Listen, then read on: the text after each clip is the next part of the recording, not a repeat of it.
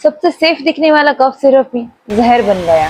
हाँ, अगर आपने सुना होगा तो मध्य प्रदेश, राजस्थान और पंजाब के बहुत सारे एरियाज में 20 से ज्यादा बच्चों की जाने गई है because of use of simple cough syrup. इनके पीछे का मेन कल्प्रेट था डीईजी। जी हाँ, डाइएथीलिन ग्लाइकोल एक ऐसा सोल्यूशन है जो कि पेंट्स में या फिर ब्रेक्स में यूज होता है। अब ऐसा सोल्यूशन कफ सिरप में बहुत ही हाई अमाउंट में पाया गया था।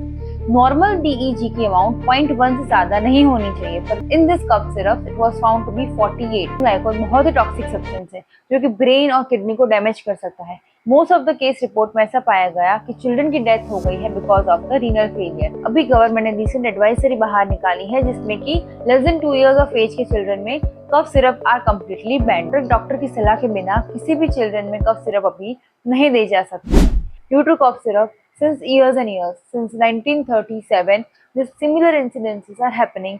ये incidences इंडिया में ही नहीं, इंडिया के अलावा भी America, Africa, Nigeria and most of the countries में ऐसे सब इंसिडेंसेस होते आ रहे हैं, पर कब तक?